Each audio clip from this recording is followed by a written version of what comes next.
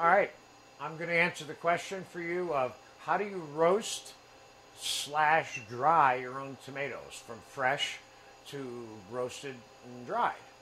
Now, you'd say, well, why should I do that? Because I can go buy sun-dried tomatoes in the store. First of all, the sun-dried tomatoes that are being sold in the marketplace in the U.S. are not dried in the sun.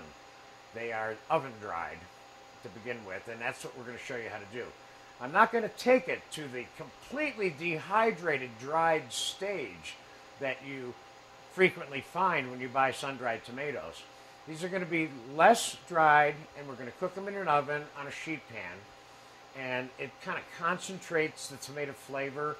And we're going to think of this, what we're about to make here in this video, as a new condiment to add to your repertoire for cooking. And you use this and put it in things and chop it up and garnish things with it and add it to your sauces and toss it with your pastas, etc. And it's a really tasty little thing. Not difficult, but you got to know how to do it.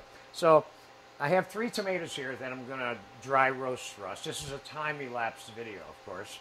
Probably take us an hour to roast them, maybe an hour and a half, maybe 2 hours. Depends what temperature we want to set it on, okay? Important thing to remember is, first, is that you want to cut your tomatoes thick because they need some, as they dehydrate, if they cut them thin, they'll just dry out on you in the sheet pan. We're going to cut up 3 tomatoes. You'll notice I'm cutting the 3 tomatoes in like 3 pieces almost here. Now, you can cut them into quarters if you want, or sixths or whatever. But I think the slices will work best for you. And so there's a few tomatoes on a cookie sheet. Now we're going to season them with a little bit of oil, not too much, because it's hard to dry something when it's completely saturated with oil. And we're going to put a little bit of salt on it.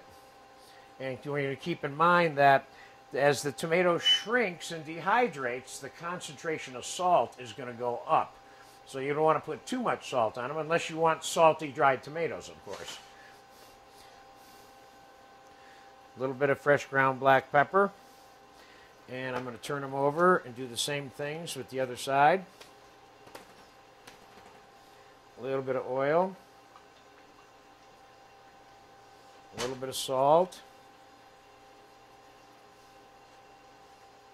A little bit of black pepper again.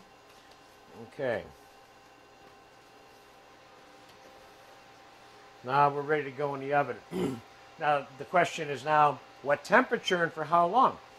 It's like, if you put it at a low temperature, you just have to cook it a lot longer, and it may not dehydrate as much, but it will shrink. So, but you can't cook them fast. You can cook them really slow or kind of slow, or maybe a little bit faster than kind of slow, but that's it. You can't cook them in you don't want to cook them in a 350 oven. You want to cook them in a 225 to 250 oven. And then when it's all said and done during the final part of this video, you'll see why, and I'll answer a couple more questions about the temperature and the time.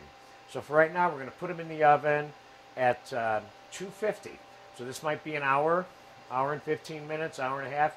When we come back, I'll tell you what the time was that elapsed, okay? So for now, we're going to pop them in the oven. And we'll be back, and whatever length of time it takes, I'll be monitoring them during that time, and I will bring you up to speed when we get there. So I'll be back in about an hour and a half right now. The tomatoes have been in the oven about an hour and 15 minutes. So I want to show you where they are and what their value is now, and give you a couple of suggestions on that first, okay? Then, after I show you this, and we talk about this for a second, I'm going to put them back in the oven. We're going to give them another 45 minutes to an hour so they'll be more dehydrated.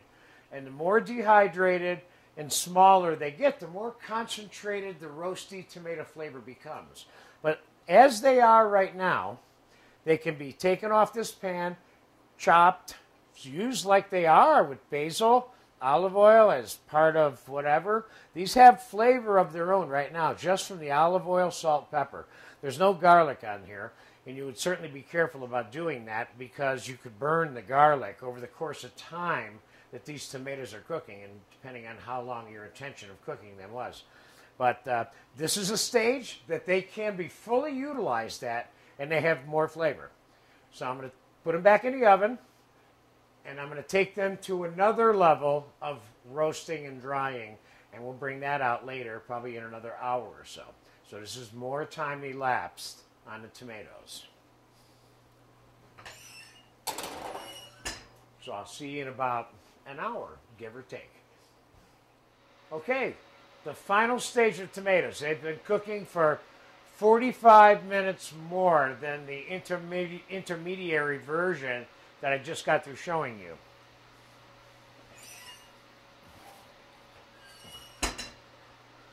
And I think these are cooked like perfectly for the way I would like to use them, okay? Some of them get stuck a little bit. Don't worry about that. Just scrape them off because these can be chopped.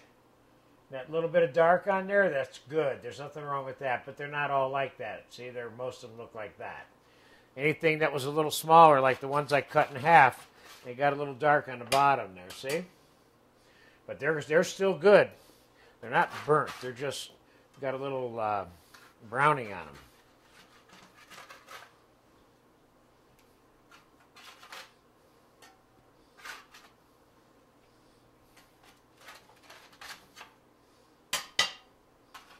I mean, some of these are intact slices, but I would say this to you. Here, let me get my knife here. The use of these tomatoes, typically I don't use them in pieces like this. You can.